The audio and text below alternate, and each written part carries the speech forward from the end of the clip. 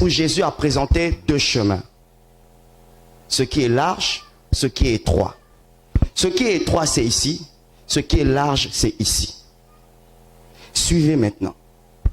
Il y en a beaucoup qui pensent, je suis né de nouveau, je vais à l'église, je prêche l'évangile, je gagne les âmes, j'irai au ciel.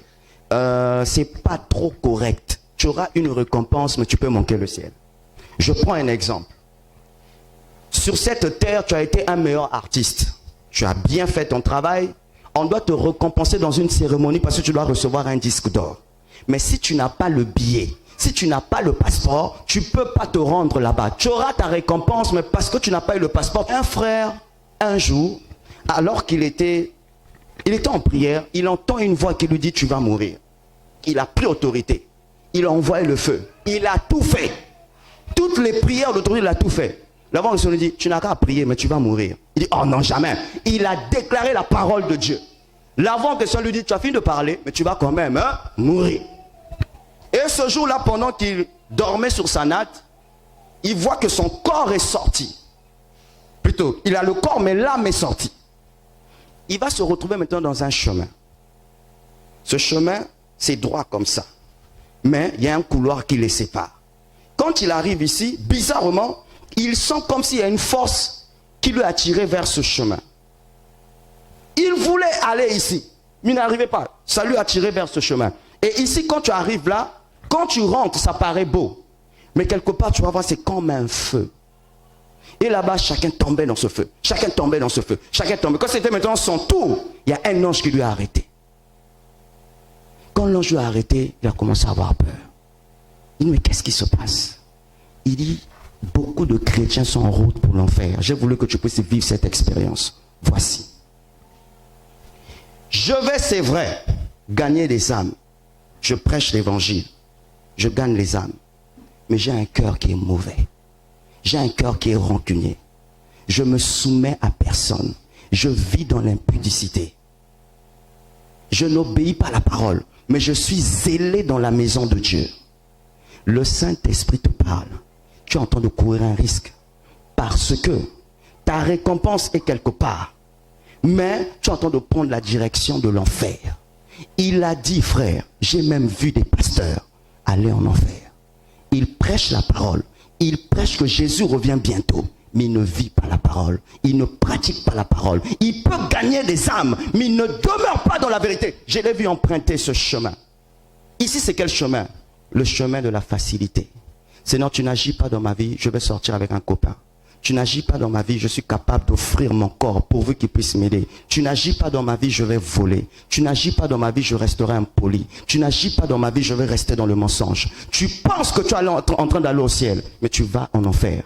Or, ici, mon frère, ma soeur, Jésus a dit, ici, ce chemin-là est resserré. Tu dois te faire violence pour rentrer. Parce que la Bible dit que depuis l'époque de Jean-Baptiste jusqu'à ce jour, le royaume des cieux est forcé. Ce sont les violents qui s'en emparent. Ici, pour rentrer, même si je souffre, je refuse de mentir. Je refuse de tomber. Je refuse de calomnier. Je vais payer le prix pourvu que je puisse rentrer au ciel. Pourvu que je puisse rentrer au ciel. Je vais demeurer dans l'intégrité. Je vais demeurer dans la crainte de Dieu. Il peut arriver que je tombe, mais je demande pardon, mais je dois avancer. Pourquoi le Seigneur permet ce message après 40 jours? Qui sont en route pour l'enfer. Qui servent Dieu sont en route pour l'enfer. Et il y en a qui pensent que vous servez le Seigneur. Vous ne servez pas le Seigneur, vous vous servez vous-même. Une des qualités on reconnaît un vrai serviteur de Dieu, c'est de servir Dieu avec amour et non avec compétition. Si déjà toi en servant Dieu, tu parles mal aux gens, tu es impoli, tu critiques les gens, tu crées la division, tu es quelqu'un dont toujours il n'y a que toi qu'on doit voir, on doit toujours t'apprécier, toi tu n'apprécies pas les gens, tu n'es pas ici, tu es là. Même si tu soutiens l'église, même si tu donnes ta dîme, même si tu es proche du pasteur, surtout les gens qui sont proches du pasteur, vous êtes proche de l'enfer. Proche du pasteur ne veut pas dire que tu es proche du ciel. Parce que vous connaissez la vie du pasteur, vous pensez que vous connaissez la vie de Jésus. Tu peux connaître la vie du pasteur, tu es en danger. Je peux parler? Je me suis rendu compte, souvent les fidèles, quand un homme de Dieu se confie à vous, vous le pensez qu'il est devenu faible, vous devenez grand. Et ce que vous oubliez, à force de parler de sa vie, alors que ça ne vous regarde pas, au lieu d'aller au ciel, vous allez en enfer gratuitement. Si tu sers Dieu, tu crois que tu es supérieur aux autres, tu es en danger. Si tu sers Dieu, tu n'aimes pas les remarques, tu te crois toujours orgueilleux, tu es en danger, même si tu as l'onction. Tu peux avoir l'onction, mon frère. Ça ne veut pas dire que tu es agréable à Dieu. Ce micro, il amplifie ma voix, mais je peux le jeter le jour où il n'est pas utile. Je vous dis la vérité. Ce n'est pas parce que Dieu m'utilise puissamment que je suis agréable. Je peux faire marcher les paralytiques, mais je manque le ciel. Parce que la finalité, c'est le ciel. C'est le ciel. Un chrétien qui est rancunier, mais il va prêcher l'évangile, il parle en langue. Tu es en danger parce que ici, pour rentrer, tu dois renoncer à toi-même. Tu dois accepter de renoncer. Tu n'aimes pas te soumettre. Tu penses que tu es plus intelligent que les autres. Mon frère, là où j'ai compris, j'ai donné Dieu raison. En 2013, en plein culte, en pleine adoration, pendant qu'on adore, j'entends une voix me dire idolâtre. Je dis ça c'est l'adoration. Reçois l'ado, idolâtre. Moi idolâtre, tu ne me sers pas. Tu sers l'église. Mais comment? Tout ce que tu fais, les gens t'acclament. Mais moi qui sonde les cœurs, je sais que tu es idolâtre. Et la Bible dit aucun idolâtre n'héritera le royaume des cieux. Tu es en danger. Bien aimé, qu'est-ce que moi je faisais? Je venais à l'église à 6h30. J'installais le matériel. Je sortais après tout le monde. Parfois, je parlais à pied, pourvu que j'ai seulement la musique dans mes oreilles. Ça me suffisait. Toute activité, j'étais présent. Le pasteur m'acclamait. Les gens m'acclamaient. Mais Dieu ne m'a jamais acclamé. Quelle est ta motivation quand tu sers Dieu? Quelle est ta motivation? Au jour de ta mort, on va t'acclamer. Mais celui qui sonde les cœurs sait qu'il vient de te perdre. Quelle est ta motivation quand tu sers Dieu? Une église où les fidèles se mettent à se disputer pour des choses futiles, vous êtes en danger. Une église où les fidèles ne s'entendent pas, où vous parlez même de l'église en plein air, vous êtes en danger. Il y a un problème, vous n'êtes pas né de nouveau. Vous êtes ici et non ici. Un vrai chrétien, il a la crainte de Dieu. Il ne peut même pas se permettre de parler du mal de son frère. Pourquoi? On a un même sang, on a un même Seigneur, on a un même confrère. Si je le critique, je me critique. Mais aujourd'hui, on a des chrétiens qui ne se dérangent pas. Vous parlez du mal des autres en plein air, ça ne vous dit absolument rien. Vous causez même de la division. Vous donnez des mauvais conseils. Je t'assure, si tu ne te repens pas, ce soir, je lave mes mains. Je lave mes mains devant Dieu. Je lave mes mains. Je te dis la vérité. Quel que soit ton don, quelle que soit ton onction, le Seigneur m'a mis à cœur de te le dire. Tu es ici. Après les 40 jours, tu vas recevoir les choses que tu veux. Mais rassure-toi, il se peut que tu es en route pour l'enfer. Je vais vous dire la vérité. Des enfants de Dieu qui touchent à l'autorité n'importe comment. Un homme de Dieu que tu ne connais pas, il est franc-maçon, il est occultiste. Mais si c'est le Saint-Esprit qui travaille derrière lui, tu viens de fausser le Saint-Esprit. Et tu penses que le Dieu des autorités va travailler avec toi. Non! L'homme riche est allé en enfer, c'est vrai. Il ne connaissait pas Dieu, mais faites attention. L'homme riche aussi peut représenter un chrétien qui a reçu Jésus, mais à la fin, au lieu d'aller au ciel, il est allé en enfer. Mais attention, je dois préciser. L'enfer n'est pas encore ouvert, dis Amen. Il y a un lieu qu'on appelle le lieu de tourment. Si tu meurs dans le péché, il y a un lieu qu'on appelle le lieu de tourment. Parce que quand vous lisez la suite, l'homme riche a dit à Lazare de lui donner d'office une goutte d'eau. Parce que là où il se trouvait, il souffrait. Regardez, Lazare est rentré par ici. L'homme riche est ici. Ici, il y a comme l'espace. Ceux qui sont ici ne peuvent pas venir par ici. Ceux qui sont ici ne peuvent pas venir par ici. Donc lui qui était là, il souffrait. C'est pourquoi Abraham va lui dire, tu as eu ton temps. Mon frère, je refuse que Dieu puisse te dire, tu as eu ton temps. Ma soeur, que Dieu ne te dise pas ça. Que Dieu ne te dise pas ça. Nous voulons une vie chrétienne équilibré, équilibré. Je gagne les âmes, mais je crains Dieu. Je suis utilisé puissamment, mais je crains Dieu. Même s'il m'arrive de tomber, mais je demeure dans la sanctification. Beaucoup de chrétiens sont tombés dans le piège, dans un piège, parce que tu reçois des révélations, parce que Dieu te parle. Tu te permets de jouer avec des choses auxquelles le Seigneur t'a interdit. Tu fais des choses en secret que les gens ne connaissent pas, mais Dieu te voit. Mon frère, Dieu te voit. David a dit, même si je me cache au fin de la terre, tu me vois, Dieu te voit. Église craignant Dieu. Le mauvais séjour de mort existe. Il n'y a pas que des païens là-bas. Il y a aussi des pasteurs là-bas. Il y a aussi des chrétiens là-bas. Il y a aussi des chrétiens là-bas. Faisons très attention. La route qui mène au ciel est resserrée. C'est à toi de forcer. En ce temps de la fin, où la galère est en train de frapper les gens, où les chrétiens sont devenus impatients, pourquoi beaucoup épousent des païens? Il connaît la parole. Pourquoi il tombe entre les mains d'un païen? Pourquoi? Parce qu'il est impatient. Parce qu'aujourd'hui, on ne veut plus attendre le temps de Dieu. On va faire des faux papiers. On va réduire les âges. Pourquoi? On ne veut plus attendre le temps de Dieu. Et en faisant ça, tu penses que tu es en route. Non. Tu es ici, tu n'es pas là. Bien-aimé, il y a une expérience que j'ai vécue. Ça va me faire quasiment 6 mois avant qu'on ne commence les 40 jours. Un jour, ici, la puissance de Dieu s'est manifestée à un niveau. Je suis rentré à la maison, je ne faisais que trembler. Je ne faisais que trembler. Je dis, Seigneur, pourquoi je tremble? Voici une pensée qui m'a aidé. Il se peut, j'étais utilisé. Mais si tu mourrais aujourd'hui, tu allais en enfer. Est-ce que tu t'es repenti de ça, de ça, de ça, de ça? Je dis, tu peux utiliser une personne, mais tu le juges. Va dans la Bible. Moïse a été choisi, mais le même Dieu a voulu le tuer.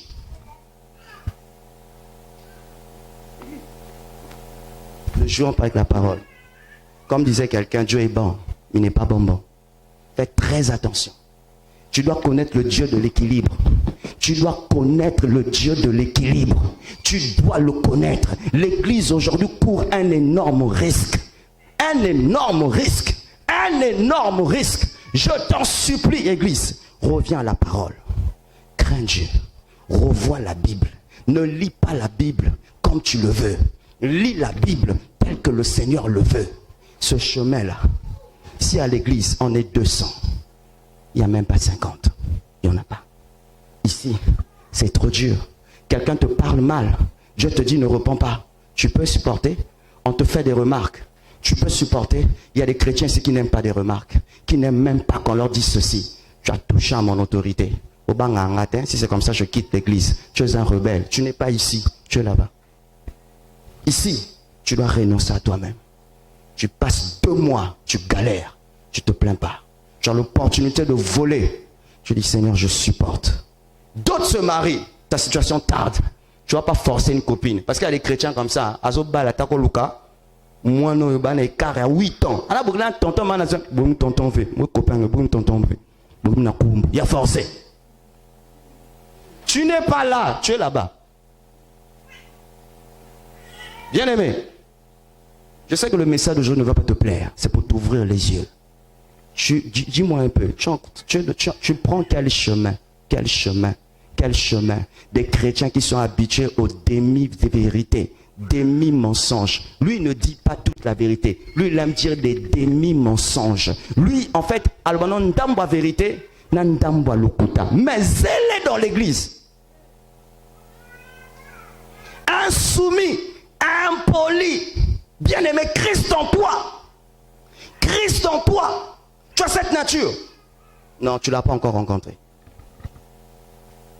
J'ai demandé au Seigneur, comment savoir de mon vivant que je suis en train d'emprunter ce chemin? Il dit, il y a un seul principe. Si toutes les fois, tu parles à ton frère, à ta soeur, aussitôt, tu n'as pas la paix, tu es troublé, tu demandes pardon. Il dit, c'est une bonne nouvelle, tu es en train de prendre cette direction. Tu es face au péché, ton cœur bat, tu n'oses pas. Tu es en train de prendre cette direction. Tu as mal pensé sur quelqu'un. Aussitôt, dans ton cœur, tu te repens. Tu es en train de prendre cette direction. Mais, si, quand Dieu te dit ne fais pas, c'est pas un péché. Tu embrasses ton copain, ta copine, c'est pas un péché. Tu injuries les gens, tu calomnies ta conscience de te dire rien. C'est-à-dire que toi, non, c'est pas quelque chose de, tu es en train de marcher, tu es en train de te pousser carrément. En train de te pousser. Bien-aimé,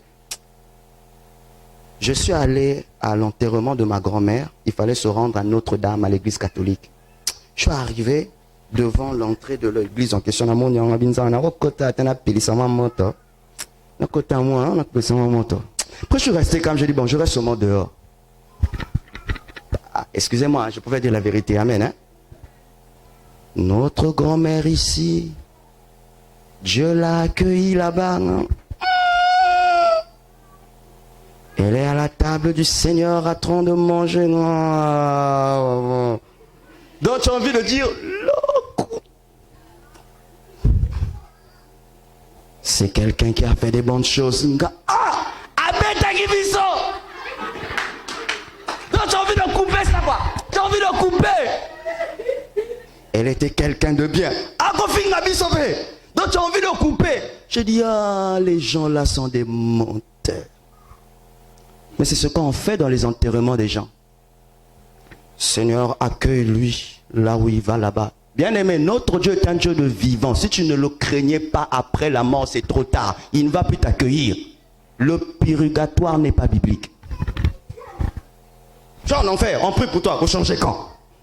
Maman, ça l'a changé. En enfer, tu restes en enfer. Bien-aimé, tu es chrétien. Tu es chrétien. Tu fais des jeux de pierre qui m'oïbent. Au cas où qu'on en fait.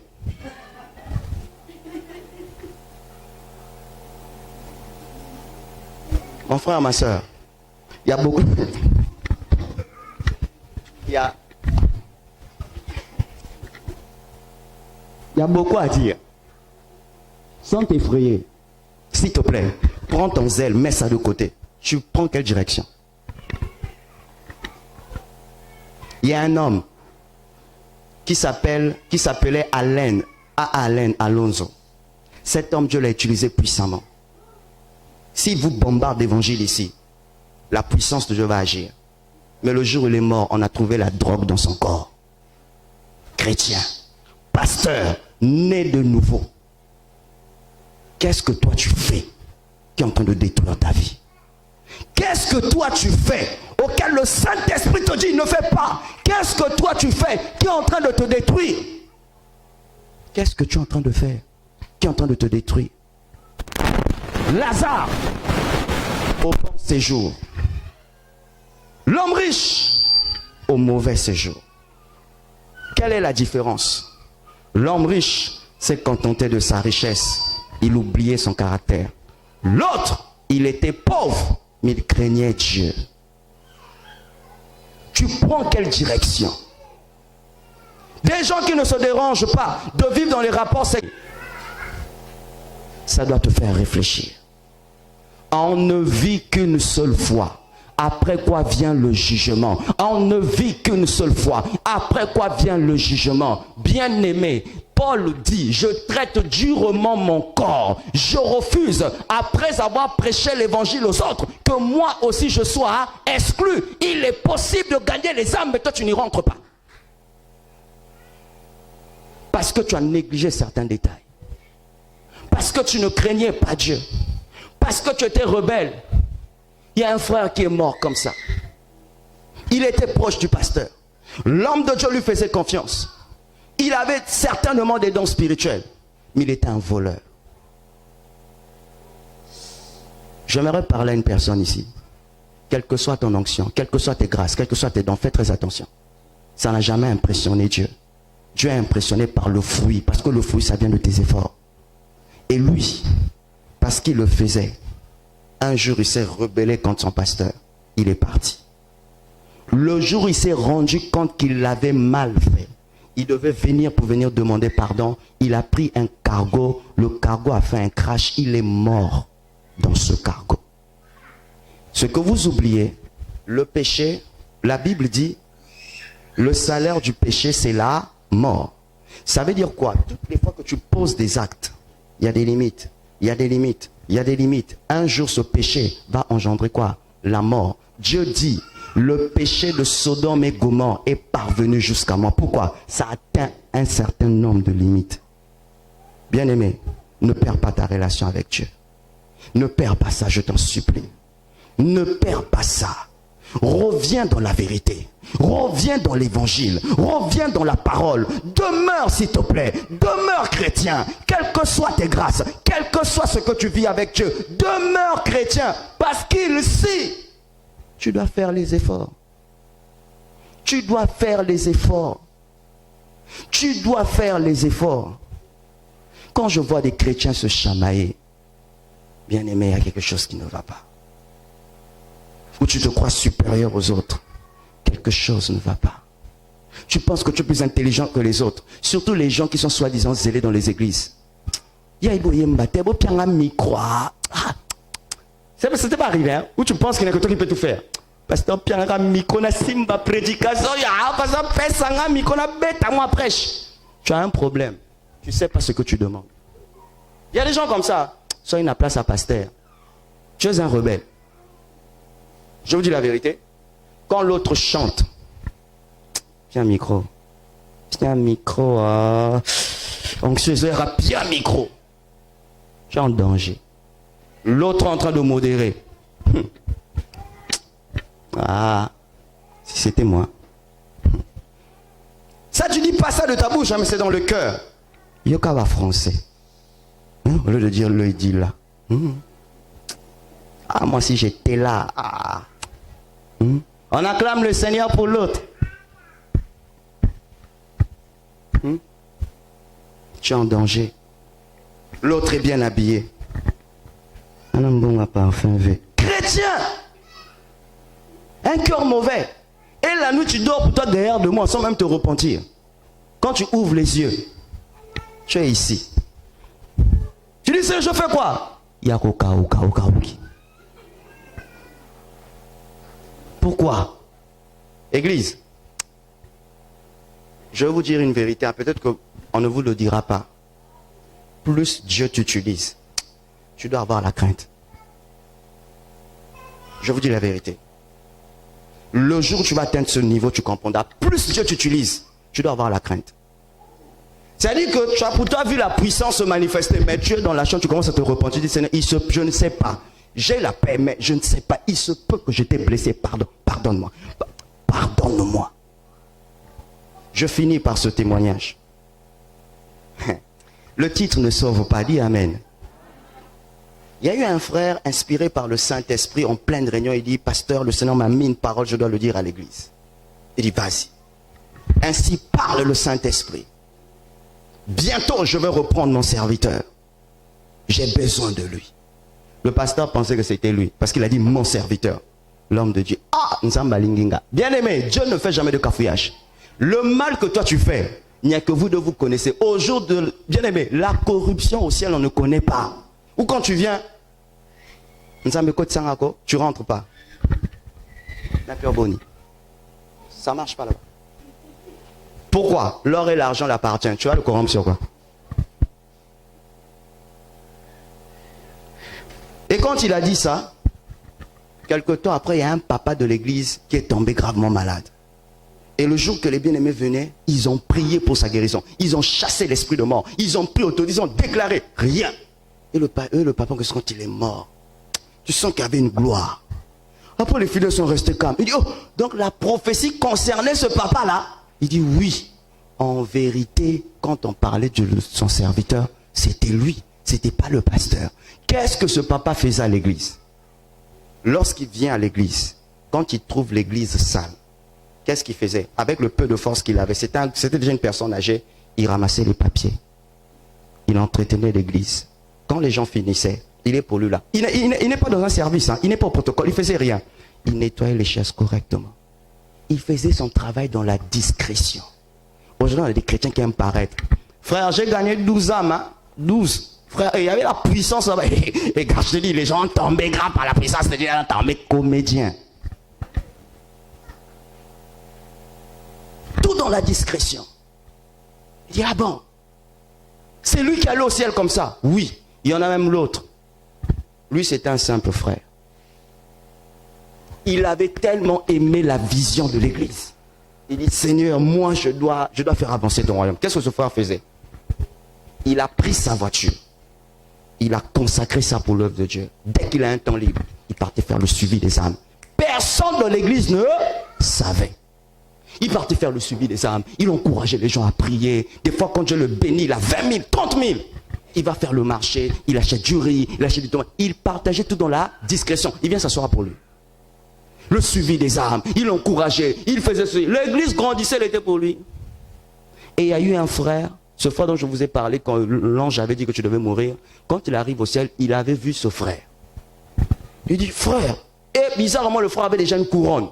L'ange lui dit, la couronne que tu vois là n'a rien à voir avec la dernière couronne que j'ai réservée pour lui. Ça c'est un avant-goût. Il dit, oh, mais Seigneur, pourquoi? Il dit, attends, je te montrer ce qu'il faisait en secret. Il avait le fardeau de l'œuvre de Dieu et il avait l'amour de Dieu. Il y a des gens qui ont le fardeau de Dieu, qui n'ont pas l'amour mais qui ont la haine. Comment savoir? Bien-aimé, il y aura l'intercession à 17h. Tu viens à 17h.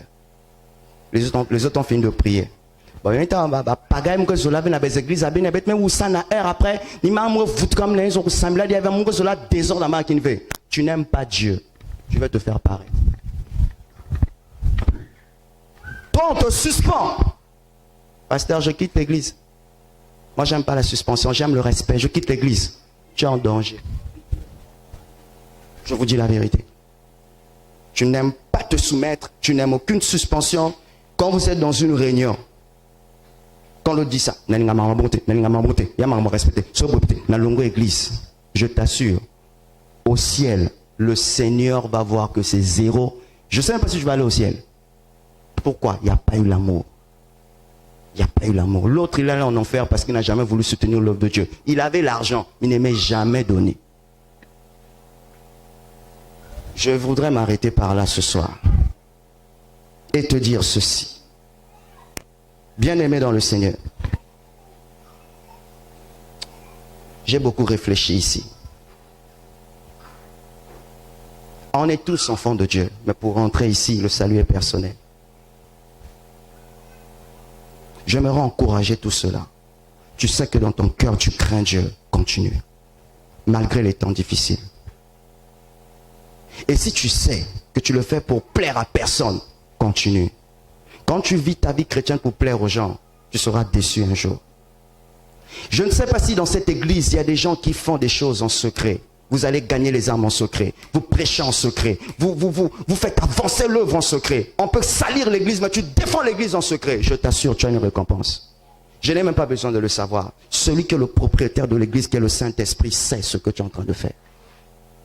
Mais j'aimerais parler à tout cela. Tu donnes l'apparence. Au fond, Dieu sait que tu cours un danger. S'il a permis cette prédication ce soir, tu dois sérieusement te repentir. Les gens peuvent plaisanter, mais Dieu ne plaisante jamais. Il a dit toutes choses, ça passera. Mais sa parole, même pas un seul trait, ne passera jamais. Ta manière de servir Dieu, ta manière de mener ta vie chrétienne, est-ce que c'est pour paraître? Ou bien ça vient du cœur? Ou bien ça vient du cœur? Si c'est pour paraître, tu cours un énorme risque. La plupart des gens qui ont la révélation, qui sont en train de voir Jésus en vision, il n'est pas heureux, il pleure. On peut comprendre, un païen est allé en enfer. Mais comment expliquer un chrétien qui est en train d'aller en enfer? Comment? Ça commence comment? Il est né de nouveau, il prêche l'évangile. Pourquoi la génération d'aujourd'hui, on a beaucoup de chrétiens perdus? Pourquoi? Où est le piège? Le jour où l'onction est venue, je vous dis la vérité, moi j'ai vécu ça. L'onction est venue. Le pasteur, quand il prêche, il ne manifeste pas la puissance. Aux hommes, méprisez-moi, mon Dieu, ça n'a une place. Oui, ça va tout. Tu vois un peu? Mais je ne savais pas. Si la mort m'attrapait, je mourrais. Mon frère, ton père spirituel n'est pas ton père spirituel parce qu'il a la puissance. Il est ton père spirituel, un point, un trait. Quel que soit ce que tu as, papa reste papa. On était tombé dans ce piège. On était tombé dans ce piège. Comment les jeunes sœurs d'aujourd'hui, vous vivez dans l'hypocrisie. Vous vivez dans l'hypocrisie, quels que soient vos dons. Vous vivez dans l'hypocrisie. Vous avez des choses qui ne vous appartiennent pas. Vous prenez des choses qui ne vous appartiennent pas. Vous courez un énorme risque, vous vivez dans l'hypocrisie. Mais à l'église, tu centres. À l'église, tu sers Dieu. Mais le Seigneur sait que je suis en train de perdre ma fille. Je suis en train de perdre mon fils. Alors que j'ai versé de mon sang. t'acclame. Est-ce que Dieu t'acclame? Est-ce que Dieu t'acclame? On peut dire, pasteur Christian, pasteur Christian, Dieu l'utilise. Oui, mais il y a une chose. J'ai découvert un secret. J'ai aimé ce que cet homme m'a dit. Il allait en retraite pendant 3 jours. Il a demandé un seul sujet de prière. Il dit, Seigneur, je te demande rien. Donne-moi seulement ton cœur. Si j'ai le cœur de Dieu, je saurai si je suis en danger ou pas. J'ai dit, quoi? Nazu pris sujet. Bien aimé, je demande l'onction, la puissance, que les morts reviennent à la vie, que les paralytiques marchent, na sotina moto, à côté ça, mokena moto wana nalifelo. Et là, c'est les démons qui te disent, reçois maintenant. Reçois. Ah, zoua. Nalifelo. Il joue maintenant être auteur de ministère. Lève tes mains. Oh, ça fait rire, mais moi j'ai peur. Oh oui. Pose-toi toujours la question. Quand les gens t'acclament, est-ce que Dieu t'a acclamé? Mais regardez ce qui me fait peur. À la croix, personne n'a acclamé Jésus, mais le Père a acclamé Jésus. Ça, je ne comprends pas. Physiquement, il n'y a pas de quoi acclamer, mais le Père a acclamé. Pourquoi? Il a accompli la mission. Donc, pendant qu'on t'humilie, les gens n'acclament pas, mais Dieu t'acclame parce que derrière l'humiliation et l'élévation. Vous vous moquez d'elle parce qu'elle n'est pas mariée, mais Dieu l'acclame pourquoi? Parce qu'elle n'est pas maudite, elle est réservée, elle préfère craindre Dieu que de paraître. Mais pendant que nous on t'acclame, mais toi tu es déjà perdu. Ça veut dire que ceux qui t'acclament sont des hypocrites. Au jour de ta mort, on pense que tu es au ciel, mais dès que tu tombes là-bas,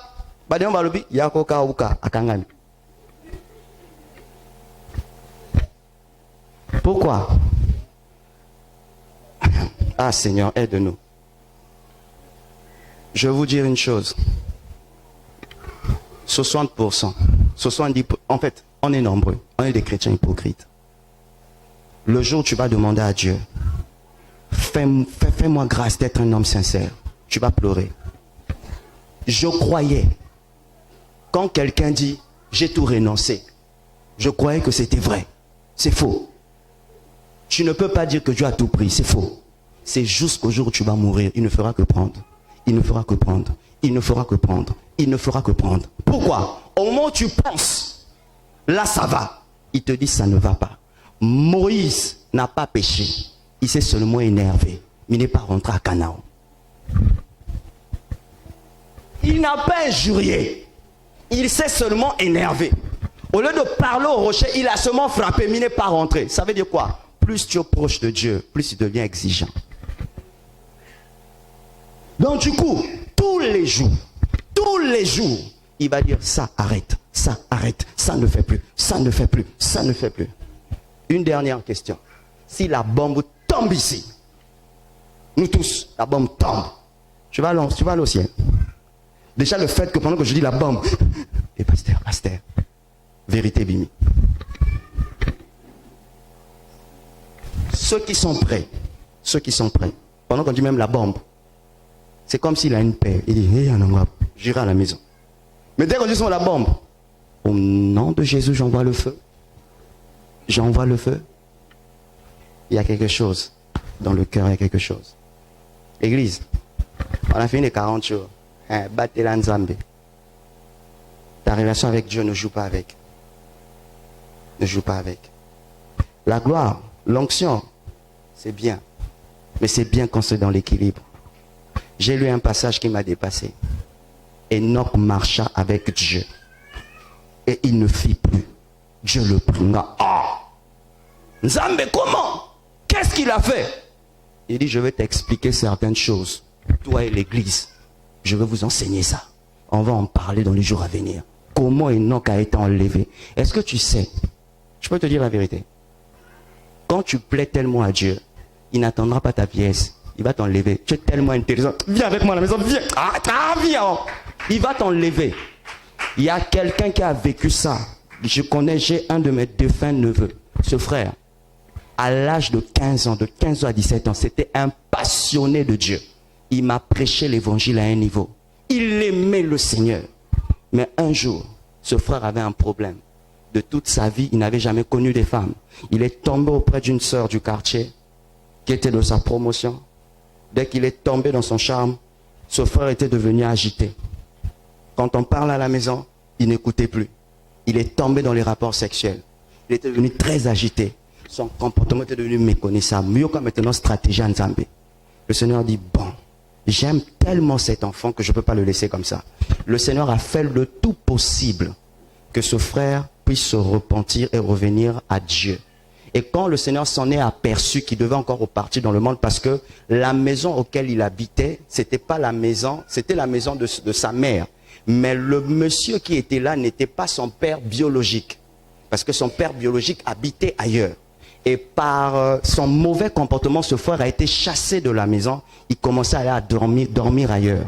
Et ce jour-là, quand il s'est repenti, les problèmes ont encore continué. Au moment où Dieu s'en est aperçu qu'il devait repartir dans le monde, Dieu l'a pris. Et comment est-ce qu'il est mort? Il est tombé malade. La situation ne faisait que s'empirer. On l'a interné à l'hôpital pendant 2 semaines. Le jour où il est mort, la nuit dans la chambre, je dors. Je fais un rêve où il vient me voir pour dire, ah, moi je dois rentrer. Hein. Moi je ne comprenais pas son langage. Je dis, ah, toi tu rentres, tu vas aller où? Non, je dois rentrer. Je dis, ben faut rentrer, de toutes façons. Ah bon, toi tu rentres là-bas. On parlait comme ça seulement. Toi tu rentres à la maison, ok c'est bon. Mais c'est pour savoir qu'au jour de ta mort, non, on va porter des vêtements, hein, on va porter je vais aller voir mon père, il va me donner des habits et tout. On parlait comme ça. Et je me suis réveillé. Dès que je me réveille, 4 heures du matin, on toque au portail. On ouvre le portail, on voit seulement les gens calmes. Je dis, Et dit, bien-aimé, on va rendre grâce à Dieu. Notre frère vient de rejoindre le Seigneur. J'ai dit, quoi? Bien-aimé, on a traité Dieu de mauvais. On dit, un enfant de 17 ans, Seigneur, tu vas le prendre. Un enfant de 17 ans. Mais, il y a un frère qui dit, il s'est passé autre chose au jour de sa mort.